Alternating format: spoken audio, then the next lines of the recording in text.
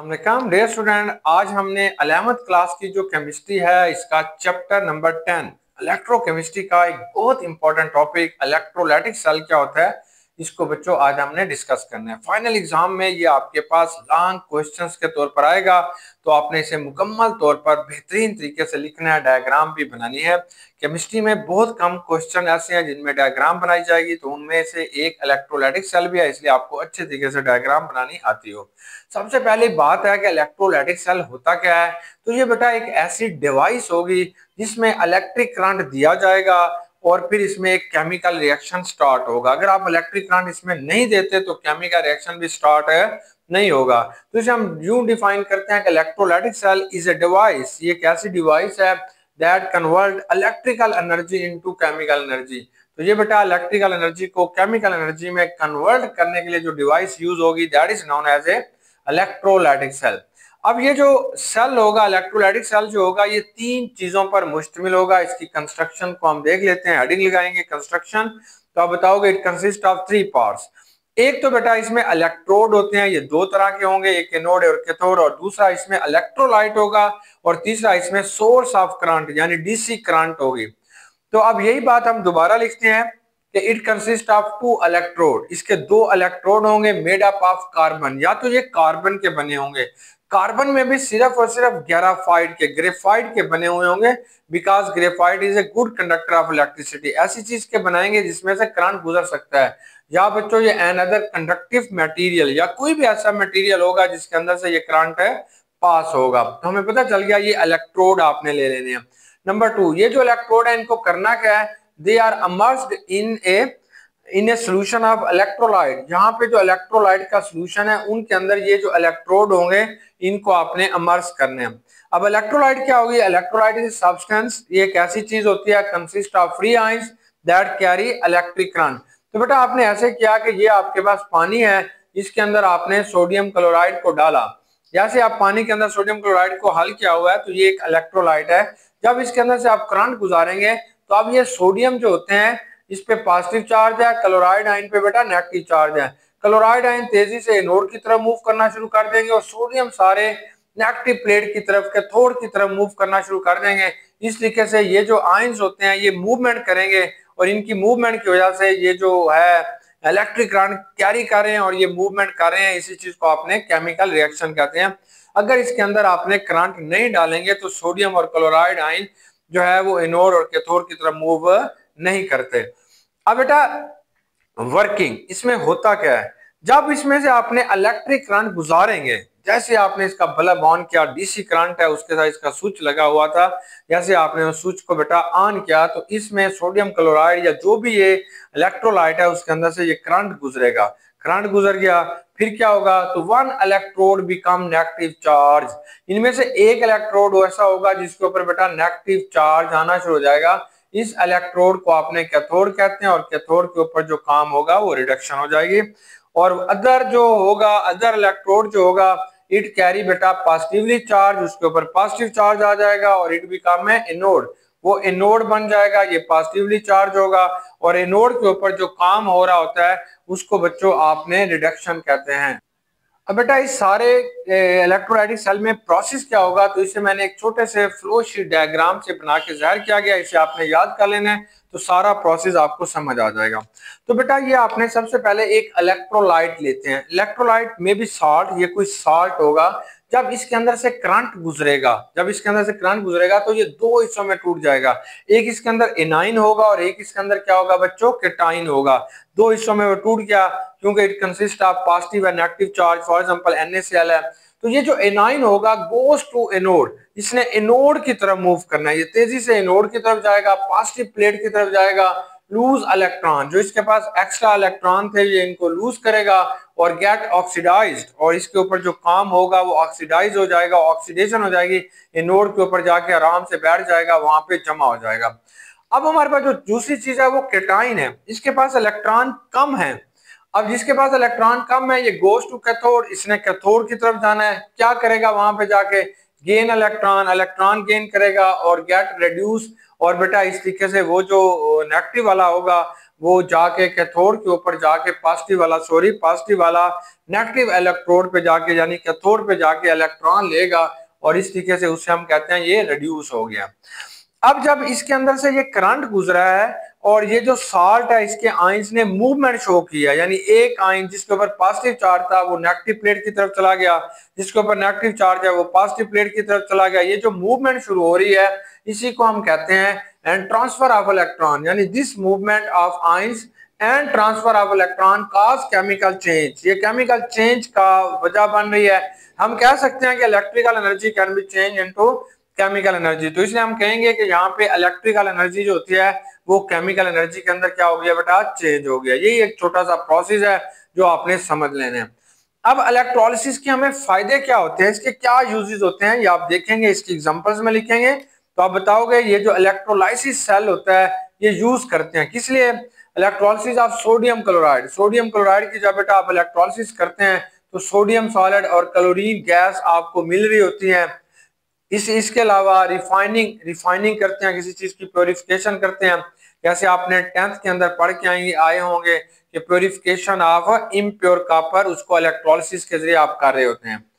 या बेटा इसके बाद प्लेटिंग ऑफ मेटल्स, प्लेटिंग क्या होती है, इसे हमने कहते हैं कि एक धातु को दूसरी धातु के ऊपर चढ़ा देना, that is also known as electroplating. बिजली के जरिए एक धातु के ऊपर दूसरी धातु को चढ़ा देना, इसे इलेक्ट्रोप्लेटिंग कहते हैं। ये भी इसकी एग्जांपल है। या प्रोडक्शन ऑफ केमिकल, जैसे मुख्तलिफ केमिकल्स होते हैं, कास्टिक सोडा वगैरह, ये भी बेटा हम यहाँ से तैयार कर लेते हैं।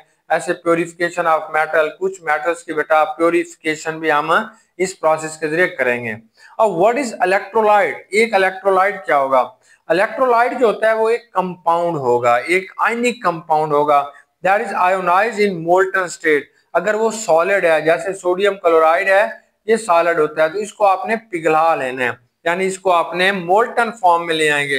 जब किसी चीज को आप पिघला लेंगे तो सोडियम क्लोराइड की इस फॉर्म को आपने मोल्टन फॉर्म कहते हैं, या that is also called fused, कि इसे आपने पिघला लिया, ये फ्यूज्ड है।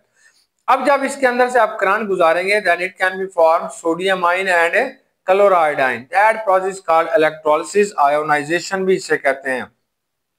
या इसी चीज का आपने कंसंट्रेटेड सॉल्यूशन बना लेना है, पानी के अंदर इसे हल कर लेंगे तो ये कंसंट्रेटेड एक्वस सॉल्यूशन बनेगा। ये इलेक्ट्रोलाइट का काम है, जिसके अंदर से करंट गुजरना है, जिसको आपने सेपरेट करना है।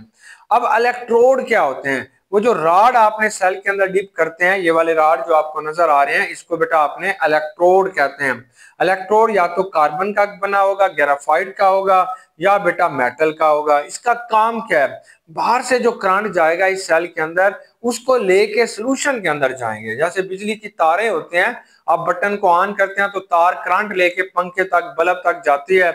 ऐसे जब आप इसको करंट को, डीसी करंट को ऑन करोगे तो ये करंट लेके जो है उस सॉल्यूशन के अंदर चले जाएंगे। ये इलेक्ट्रोड का काम है। क्या काम है, conduct electricity to and from the electrolyte. या तो इलेक्ट्रोलाइट की तरफ ये करंट लेके आ रहे होते हैं, या इलेक्ट्रोलाइट से करंट फिर लेके जा रहे होते हैं।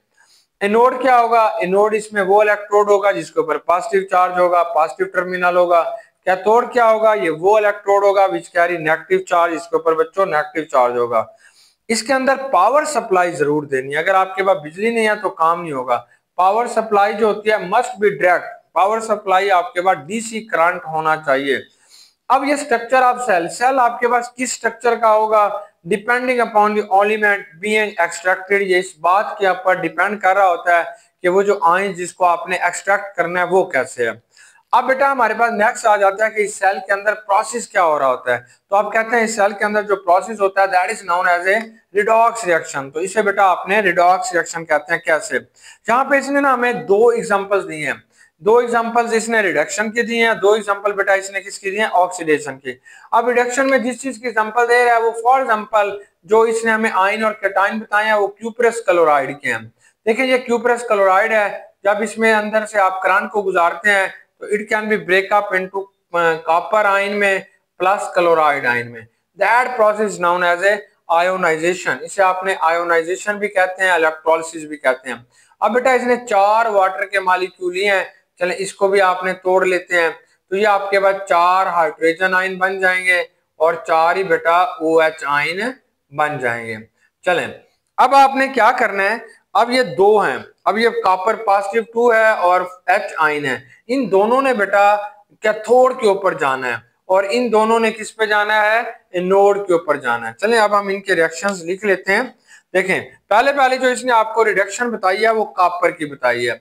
ये जो कॉपर था इसके ऊपर पॉजिटिव चार्ज है, कॉपर क्या करेगा, गोस टू कैथोड, ये कैथोड की तरफ जाएगा, वहां पे क्या करेगा, इसके ऊपर पॉजिटिव 2 चार्ज है इसलिए ये 2 इलेक्ट्रॉन कैथोड से लेगा। कैथोड एक ऐसा बैंक है जो इलेक्ट्रॉन देता है, जिसके पास इलेक्ट्रॉन की कमी होती है it can move toward cathode, इसने बेटा कैथोड की तरफ जाना है और वहां से जाके ये 2 इलेक्ट्रॉन लेगा। जब लेगा then it become a copper metal, तो ये कॉपर मेटल हो जाएगा, ये वहां पे बेटा रिड्यूस हो जाएगा और उस इलेक्ट्रोड के ऊपर जाके ये जो होता है ये हमारे पास जमा हो जाता है, वहां पे जाके ये लग जाएगा, वहीं पे अटैच हो जाएगा, तो ये कॉपर हमारे पास हासिल हो जाएगा। अब अगर आपने हाइड्रोजन देखना चाहते हैं, हमारी बुक वाले ने 2 हाइड्रोजन आइन लिए, हम भी 2 ले लेते हैं। ये 2 हाइड्रोजन जो होते हैं they can be move toward cathode, ये भी कैथोड पे जाते हैं, क्योंकि ये 2 हैं, एक के ऊपर एक पॉजिटिव चार्ज है, दूसरे के ऊपर भी एक पॉजिटिव चार्ज है, तो ये 2 इलेक्ट्रॉन लेंगे and change into hydrogen gas, ये गैस में चेंज हो जाएंगे। गैस को कलेक्ट करने के लिए कैथोड के ऊपर हमारे पास एक सिलेंडर लगा हुआ होगा, उसके अंदर जाके ये गैस क्या हो जाती है बेटा, जमा हो जाएगी। इस तरीके से इन दोनों की रिडक्शन हो गई है और ये आपको जाके कैथोड के ऊपर मिलते हैं, मेटल वहां पे जाके डिपॉजिट हो जाता है, गैस वहां से आपने हासिल कर लेंगे। अब आपने दूसरी एग्जांपल जो रह गया बेटा वो क्लोराइड आयन की और OH आयन की रह गई है। अब ये दोनों जो होते हैं इनके ऊपर नेगेटिव चार्ज है, इनके पास एक्स्ट्रा इलेक्ट्रॉन है। अब ये एक्स्ट्रा इलेक्ट्रॉन की वजह से अनईजी फील कर रहे हैं, इसलिए they move toward the anode. पहले हम देखते हैं क्लोराइड आयन को। देखें ये क्लोराइड आयन होगा, इसके पास 2 एक्स्ट्रा इलेक्ट्रॉन है, ये सीधा मूव करता है, क्लोरीन गैस में कन्वर्ट होगा और जाके एनोड के ऊपर जाके ये गैस डिपॉजिट हो जाएगी, वहां पे सिलेंडर होगा, उसके अंदर इंटर हो जाएगी एनोड पे जाके। इस अमल को आप कहते हैं ऑक्सीडेशन। ऑक्सीडेशन इसने क्या किया, इसने बेटा इस फंडा के ऊपर काम किया कि ये जो नेगेटिव आयन है गोस टू एनोड, एनोड के पास गया, अपने एक्स्ट्रा इलेक्ट्रॉन वहां जमा कराए, लूज इलेक्ट्रॉन, और गेट ऑक्सीडाइज, वहां पे ऑक्सीडाइज हो गया। अब इसी तरीके से हाइड्रो ऑक्साइड आयन के हमारी बुक वाले ने 4 आयन लिए हैं, तो 4H आयन जो होते हैं ये बेटा मूव टुवर्ड एनोड, वहां पे जाएंगे, ऑक्सीजन में कन्वर्ट होगा, 2 वाटर के मॉलिक्यूल बनाएंगे और इस तरीके से बेटा 4 इलेक्ट्रॉन रिलीज करेंगे, इनकी भी ऑक्सीडेशन हो जाएगी और ये भी एनोड के ऊपर क्या करेगा, जाके जमा हो जाएगा। इस तरीके से आप इसे कलेक्ट कर लेंगे। हमारी बुक में दूसरी जो इलेक्ट्रोलिसिस की एग्जांपल दी गई है वो जिंक क्लोराइड की दी गई है। देखें ये जिंक क्लोराइड होगा, जिंक, ये खत्म हो गई बेटा। अब आपने जिंक क्लोराइड की रेडॉक्स रिएक्शन लिखना है। ये जिंक क्लोराइड है, इसके अंदर से जब करंट गुजरता है then it can be move toward, it can be break up into zinc ion plus बेटा क्लोराइड आयन। ये जिंक आयन और क्लोराइड आयन के अंदर क्या हो जाएगा, ब्रेकअप हो जाएगा। अब सेम वही काम दोबारा यहाँ पे होगा, कौन सा काम, वही वाला कि ये जो क्लोराइड आयन है it can move toward anode, इसने बेटा एनोड की तरफ जाना है और क्लोरीन गैस में कन्वर्ट हो जाएगी, 2 इलेक्ट्रॉन खारिज करेगी, इसका जो प्रोसेस होगा दैट इज कॉल्ड ऑक्सीडेशन, इसने ऑक्सीडेशन इसकी हो जाएगी। अब सेम जिंक के साथ क्या होगा, zinc to move toward cathode, zinc ने जिस तरफ मूव करना है वो बेटा कैथोड होगा, इसके पास 2 इलेक्ट्रॉन की कमी है, वो दोनों इलेक्ट्रॉन क्लोराइड आयन ने इससे खींच लिए हैं या इसने उसे दे दिए हैं। अब ये कहता है मेरे इलेक्ट्रॉन पूरे करो, तो कैथोड कहता है ये काम मैं करूंगा, तो ये 2 इलेक्ट्रॉन बच्चों इस जिंक को दे देगा और जिंक जो होता है जिंक मेटल के अंदर कन्वर्ट हो जाएगा और जाके बच्चे हमारे पास कहाँ पे हमें मिलेगा, ये जाके हमें जो है कैथोड के ऊपर जाके ये डिपॉजिट हो जाएगा, वहां पे ये हमें मिल जाता है। नेक्स्ट हमारे पास जो है वो क्विक चेक आ जाता है 10.4, उसे हम सॉल्व करते हैं। तो हमें कहता है कि हमारे पास ना एक साल्ट है, उसका नाम जो है वो आपके पास CuBr2 है। क्यूप्रस ब्रोमाइड जो है वो बेटा हमारे पास एक साल्ट है, यानी CuBr2 क्यूप्रस ब्रोमाइड। अब क्यूप्रस ब्रोमाइड को आपने लिया और इस सेल के अंदर डाल दिया, CuBr2 इसको आपने डाल दिया। अब इसके हमारे पास ना यहाँ पे 4 क्वेश्चन है। सबसे पहले इसका क्वेश्चन ये है कि जब क्यूप्रस ब्रोमाइड के अंदर से आपने करंट गुजारते हैं तो इसमें से आयन कौन से बनेंगे, तो आपने इसे बेटा आयोनाइजेशन दिखा दीजिएगा। दिखा देते हैं। एक तो इसके अंदर कॉपर आयन Cu +2 बनेगा। दूसरा बेटा आपके पास ब्रोमाइड आयन बनेगा। ये इसका पहला सवाल था, तो आपने बता दिया कि इस रिएक्शन के अंदर से जब क्यूप्रस ब्रोमाइड को मोल्टन स्टेट के अंदर आपने इलेक्ट्रोलाइट सेल में डाला और बाहर से करंट गुजारा, तो इसके अंदर दो आयन बन गए। एक इसके अंदर कॉपर आयन बन गया और दूसरा बच्चे इसके अंदर क्या बन गया, ब्रोमाइड आयन। अब इसका सेकंड क्वेश्चन ये है कि ये जो कॉपर होता है जिस इलेक्ट्रोड पे जाके जमा होगा उस इलेक्ट्रोड का नाम बता दीजिए क्या होगा। तो कॉपर आयन जिस इलेक्ट्रोड पे जमा होता है उसको आपने कैथोड कहते हैं, वो आपके पास कैथोड होगा। अब तीसरा इसका हमारे पास क्वेश्चन ये है कि कॉपर आयन जब कैथोड पे जाके जमा होता है तो उस हाफ रिएक्शन को लिखो। वो जो हाफ रिएक्शन वहां पे हो रहा होता है, वो जो प्रोसेस हो रहा होता है हाफ रिएक्शन का कॉपर आयन का, वो जरा यहाँ पे लिख के दिखा।